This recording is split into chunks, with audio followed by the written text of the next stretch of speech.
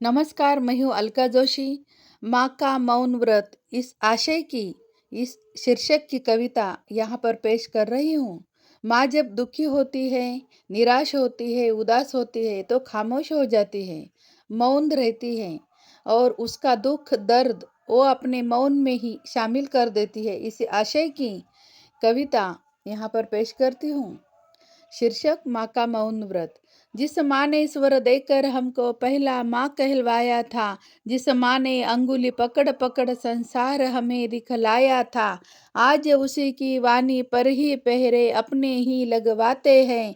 माँ तुम चुप ही रहना, अब ये शब्द हृदय छल कर जाते हैं। दीवारों से रोज लिपट कर माँ अपना मन बहलाती है, सुनी चौखट से हर संध्या बच्चों का पता पूछाती है। खिड़की से झुककर राहों पर आशा के दीप जलाती है, हर पदचाप में अपने बेटे की ही छवि ढूंढे जाती है। रोटी से कहती है थोड़ी गर्म रहना, मेरा बेटा भूखा आएगा। चूल्हे से कहती है धैर्य धरो, मेरा सूरज मुस्काएगा। थाली भी चुप है, कटोरी रोती, बर्तन भी निशब्द हुए। माँ के आंसू नमक बने तो सारे पकवान फीके हुए। माँ के आंसू नमक बने तो सारे पकवान फीके हुए। अलमारी में तह के कपड़े बचपन की खुशबू गाते हैं, नन्हे जूतों के सूने तल्ले जाने किसे बुलाते हैं।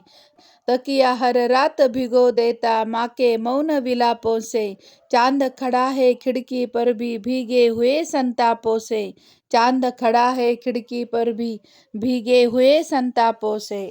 जिसने अपनी नींद जलाकर सपनों का उत्सव बोया था, अपने हिस्से का हर सावन बच्चों के आंगन ढोया था, आज वही जब कुछ कह देती उत्तर मिलता माँ रहने भी दो।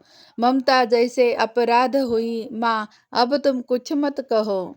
दीवारें भी रो पड़ती है जब माँ चुपचाप सिसकती है, तस्वीरों की मुस्कानों में पीड़ा आकर बसती है।